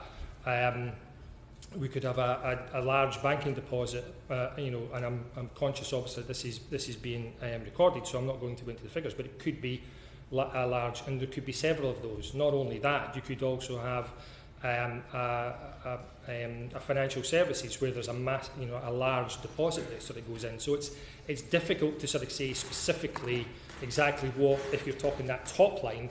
It's more to do with what is the remuneration, and the average, I think, is about £35,000 is the average remuneration that postmasters receive. Okay. That's per annum. Thank you. That's per annum. Sorry, per annum. Yeah. Thank you. Thank you, Chair. Mark Horsey. Ms Henson, I want to come on to the role of your firm of accountants in looking at the Horizon system. You published a report in 2013. Can you just tell us, is that an independent report, but who paid for it? Post Office paid for it, but Second Sight, and this was referred to in the earlier session, we were determined to act independently of Post Office, notwithstanding the fact that Post Office were paying our fees. That was agreed both with MPs and the JFSA. And you were given unrestricted access? You were able to act as independently as you would like? There were no constraints at all in what you looked at in that inquiry? No, there were severe constraints. We started off, again, as we heard in the first session, with a shared commitment to seek the truth, irrespective of the consequences. But that quite quickly moved into a situation where every document was being reviewed by Post Office lawyers. Many documents were withheld, and there was little real transparency as our inquiry progressed. But you only found 2 incidents where defects or bugs in the Horizon software gave rise to branches being affected by incorrect balances or transactions. Is that right? No, it's not. I think you're referring to our first report, which was 7 years ago, where we identified evidence of flaws and bugs in Horizon. We also heard direct evidence from Post Office or Fujitsu altering transactions and balances without the knowledge of sub-postmasters. Not only did Post Office refuse to accept that, but they refused to supply Second Sight with the documents that would enable us to investigate I want to come on to issue. that because, yeah. Mr Henson, you'll be aware that a debate took place on the 5th of March when Andrew Bridgen MP raised the issue of his constituent, Mr Rudkin. And Mr Rudkin, along with the ladies who gave evidence earlier, had the clear understanding that no one could access the computers remotely. Yet Mr Rudkin gave an account of meeting Fujitsu and Post Office Limited at offices in Bracknell on the 19th of August 2008 when he was told by a chaperone, a Mr Martin Rolfe, that he could actually alter a figure on the Bureau de Change figure to demonstrate that it's live. So in the sense that head office could influence a transaction on a computer within a branch. And the contact there, Mr Rolfe, said, I can actually alter the figure to demonstrate it's live, and said, I'll have to put it back, otherwise the sub-postmaster's account will be short tonight. Does that ring true to you in any way? That was the matter that we attempted to investigate in some detail. In September 2013, I met with the head of IT from Fujitsu, who admitted that remote access not only was possible, but did frequently occur. We put that point to Post Office, and they refused to accept it. They also... But hold on, you guys are doing an independent inquiry. What's your view? Where does the truth lie in this, Mr Henson? That was what we attempted to find out. In order to find evidence of the facts, we asked for the email trail we asked for evidence of transactions occurring within the Horizon system, and Post Office refused to supply those to us. Mr Henderson, you're a forensic accountant. What is your view? Was there access able to be made from head office or not? Yes or no? Our view was that access was possible. What we didn't know at that time was whether or not that access was actually occurring and the consequences of that access. Okay, thank you. Thank you very much. Alexander Stafford. Formington, you said that you were concerned there was not a suspense account option whereby unresolved transaction corrections could be dealt with in a neutral matter. What is your concern and the significance of this? Yeah, well, there is essentially two forms of suspense account, two sorts of suspense account. First of all, when Horizon was introduced, shortly after that happened, Post Office withdrew a facility that had been there for decades, and that was at branch level. Every branch had what was called the branch suspense account, and that account was freely available to the branch manager to pass entries into that pending investigation and resolution.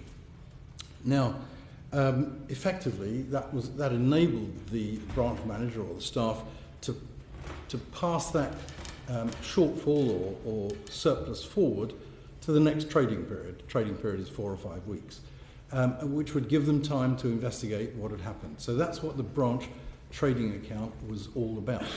Now, Post Office, as I mentioned, withdrew that functionality and replaced it with what they called in Horizon the settle centrally and dispute facility. In other words, you could somehow park an amount and say to Post Office that it was in dispute and then wait for that to be resolved. The problem with the settle centrally and dispute functionality was that it was, first of all, not many people knew about it. It wasn't widely publicised as far as we can tell, and it came as a bit of a surprise to people that it even existed.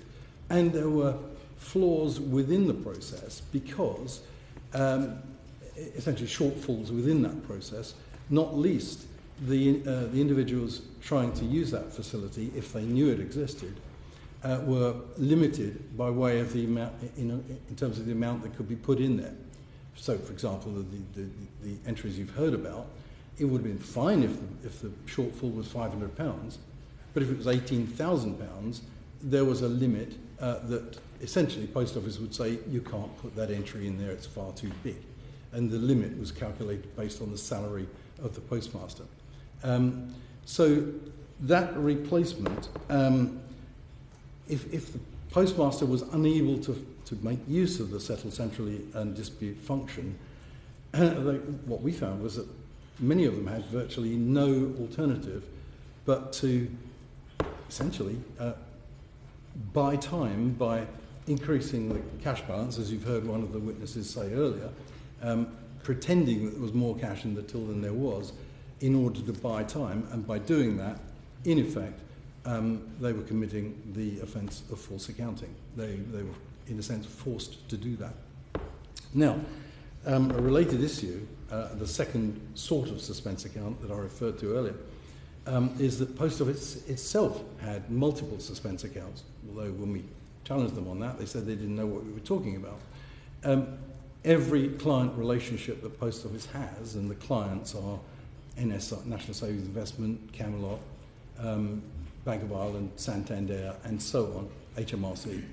Each of those relationships, if Post Office's own record of what has happened during a day differs, or on a particular transaction differs from what the client says has happened, an entry will go into Post Office's own suspense account. Now, what we found was that the balances in those suspense accounts were multiple millions of pounds for months on end before they were sort of investigated and resolved. Now, when we tried to investigate that, Post Office thwarted that and essentially did not allow us to investigate that. There was a narrowing of the scope, and we were at that point heavily engaged in the 150 separate investigations of the mediation cases.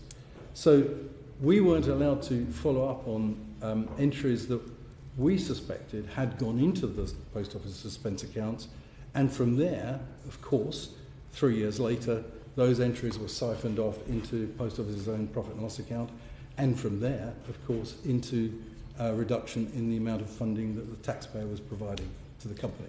So you're basically telling us that a new system doesn't, well, the system didn't allow for large transactions to go into it, and also that the Post Office didn't allow you to investigate it fully. What sort of message does that send to you if the Post Office wasn't allowing you to properly drill down and do your job? Well, as Mr. Henderson has pointed out, at first there was a very clear and perfectly acceptable understanding between the chairman, the chief exec at the time, ourselves, now Lord Arbuthnot, Andrew Bridgen, and Alan Bates, that we would be seeking the truth, and we were unrestricted. Frankly, I made it pretty clear that my company was not prepared to undertake the work unless that was the agreement. We were not in the least bit interested in being sort of carrying out a whitewash. Now, initially, until the then General Counsel of the Post Office left, the relationship was absolutely brilliant. There was full cooperation, full access to what we required, and complete transparency. And that all changed with the when the outgoing General Counsel was replaced, which coincided with the starting of the mediation scheme. So, frankly, it was one of the worst, most difficult investigations I've ever carried out in terms of the client relationship. Thank you. We'll move on, but that was incredibly helpful. Thank you very much. Peter Kyle. Thank you.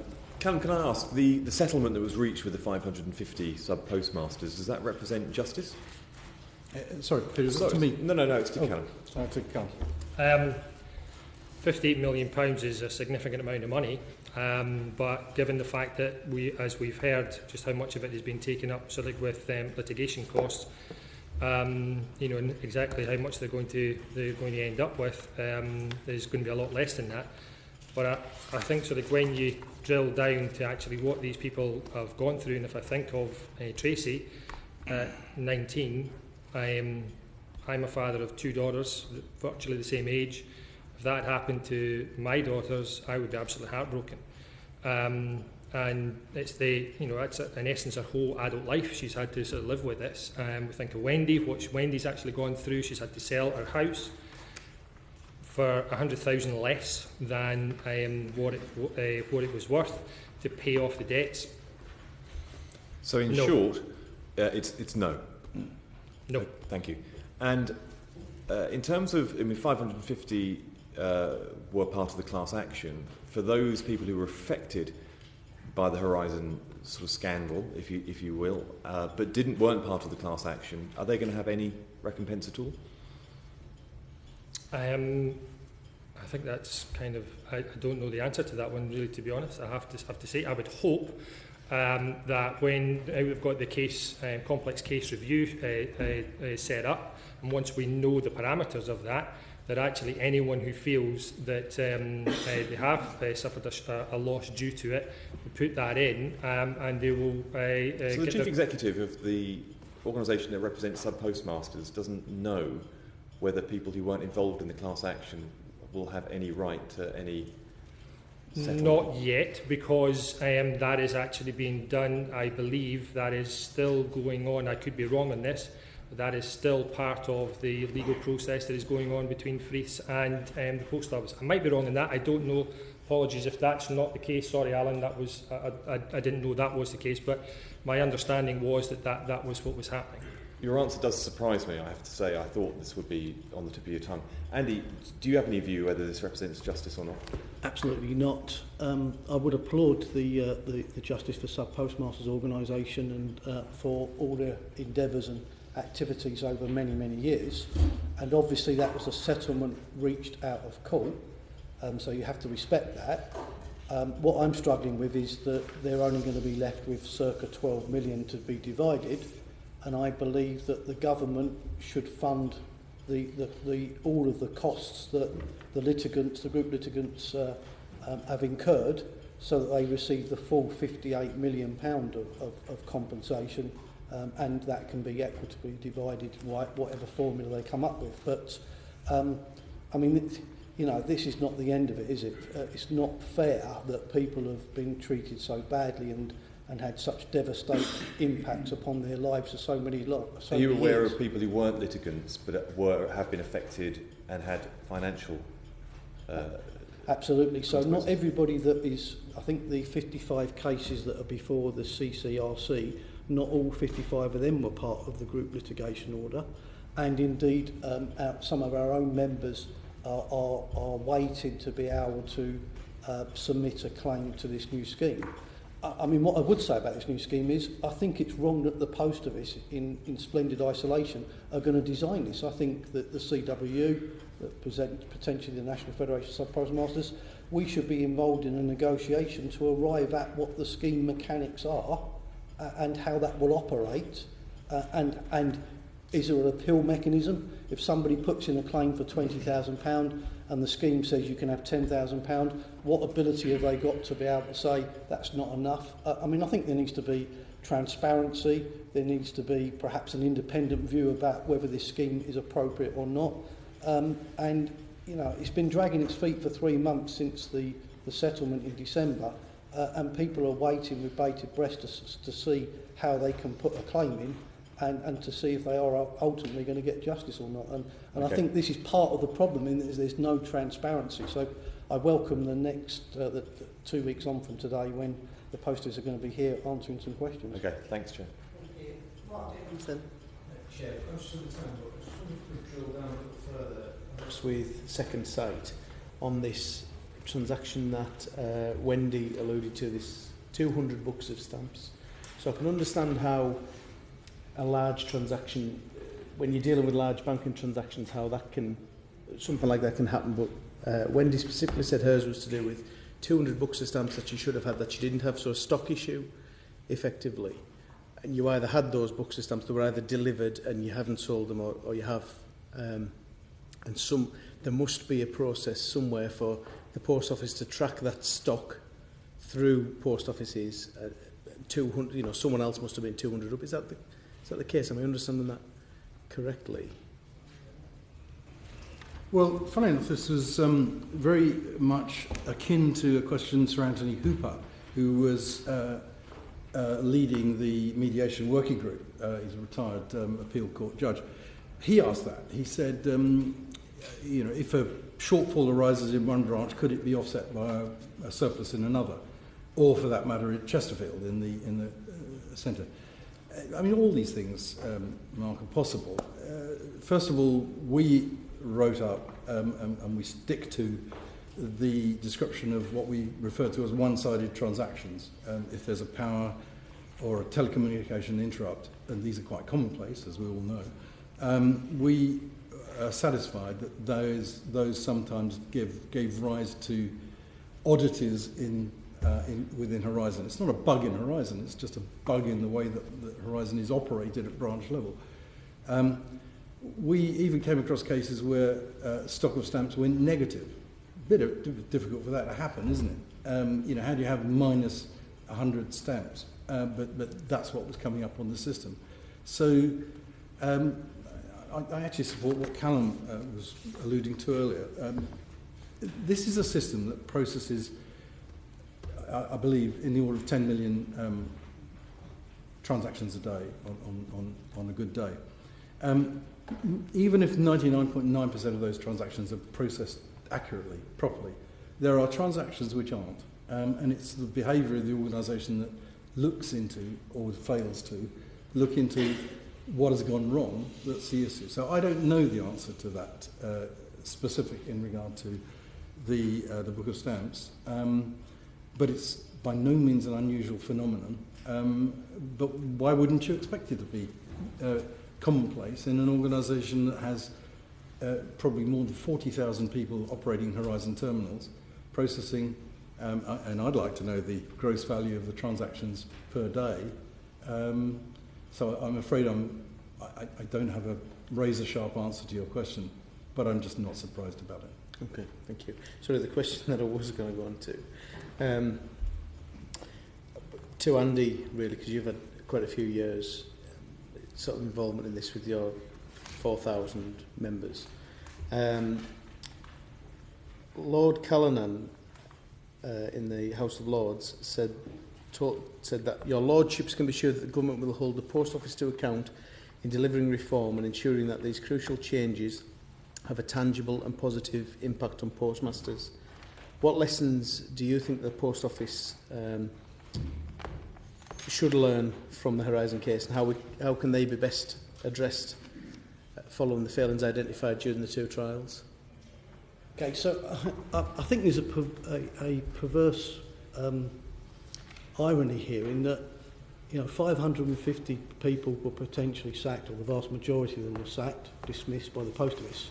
And yet here we are today after the £58 million settlement, and nobody's been accountable from the Post Office. So nobody's lost their job, nobody's been dismissed from the Post Office board.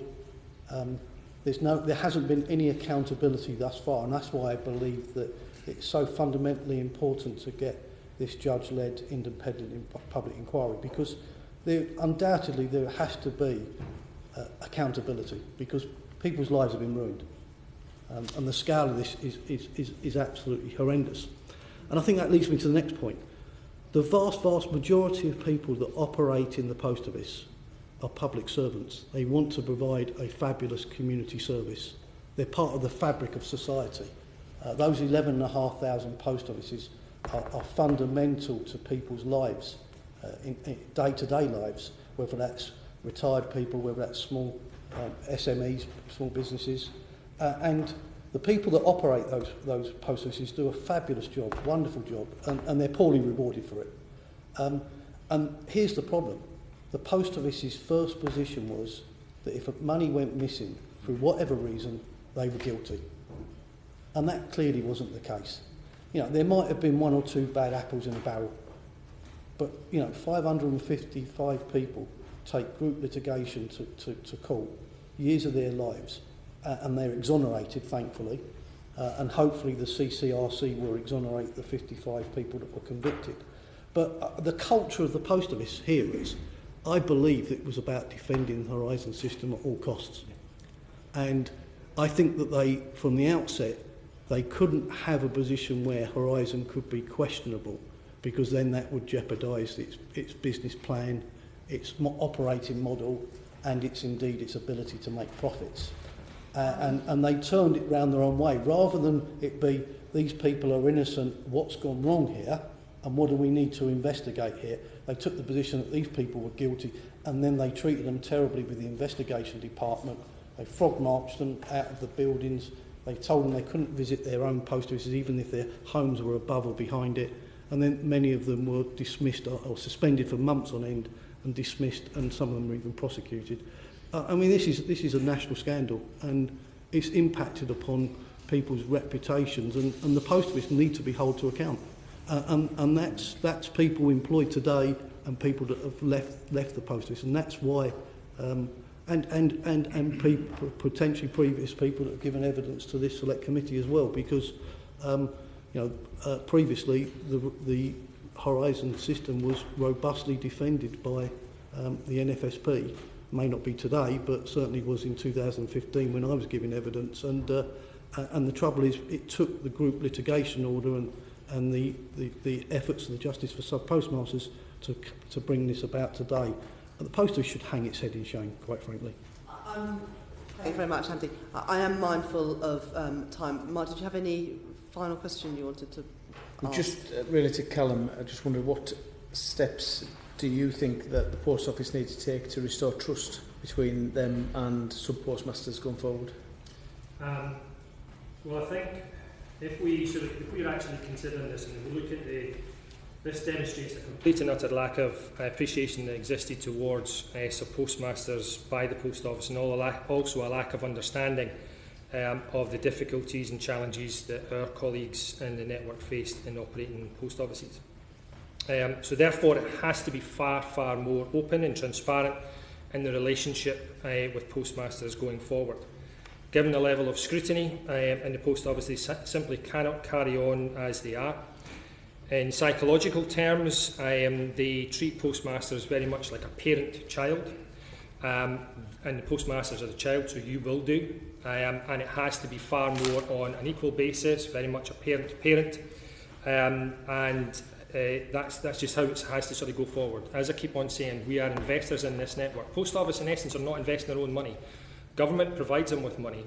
We are investors in this business, and we have not had the say, and we have not had the respect for years, and that has to absolutely change. Very briefly from Alan Brown. Thanks. And you'd said nobody from the post office actually been disciplined or suffered through this, but yet the judge was scathing in the witnesses the post office put forward, particularly even a director. Are all these people still in post? People have either retired, been awarded positions on boards. Indeed, the former chief executive sits on as a non-executive director of the Cabinet Office. The people that gave evidence are still employees for the post office. There seems to have been a closing of ranks, and everybody's got round to defend one another. Something's gone wrong here, so somebody has to be held to account. Now, obviously, there has to be fairness in the way that accountability is undertaken, but something's gone wrong here, and it's either happened by deliberately or by people turning blind eyes. It's certainly not an accident. This couldn't have gone on for so long, for so many people, by mistake. And I think people knew what was happening. And the evidence from first sight that, and the comments from Michael Rudkin that was being referred to early on, the fact that people could access these terminals remotely, not to mention also the system problems, glitches maybe with telephony and electrics, etc. These postmasters have been treated abominably, and we're not going to be able to turn back the clock. So the people who have been at the forefront of this and have been leading on this, and the criminal convictions, somebody made a decision somewhere to charge those people. And the Post Office has its own investigation department, has its own ability to prosecute. All these things are wrong and need to be reviewed by this independent judge. Last but not least, who authorised the expenditure of circa 100 million of legal costs to defend themselves and got that so wrong? And to try and recluse the judge, I know I've said this earlier on, but I mean, what an unmitigated disaster that was, and throwing money away to try and get the judge sacked because you didn't like what he was saying. I mean, it just beggars belief. Well, thank you very much, all four of you, for your evidence today. As we all know, we'll be taking evidence on the 24th of March from the Post Office, both former and current leaders of it. As you said in your final answer, Andy Fury, something went wrong. I think that's the understatement of the day, and part of the duty and role of our select committee is to try and understand what went wrong and to get some answers next week. But as others have also said today, there are limitations of what our select committee can do, and I don't want to overstate or overplay what we can do to get justice for the sub-postmasters. That will take a judge-led inquiry, but I hope that our select committee can do its part in trying to understand what happened and try and ensure some level of justice and closure for the people who are affected by this, but also to reset the relationship between the Post Office and its sub-postmasters so that it can be the trusted brand that I think all of us want it to be on our high streets, but which has taken a huge battering because of this scandal. Thank you very much. Order, order. The proceeding has ended.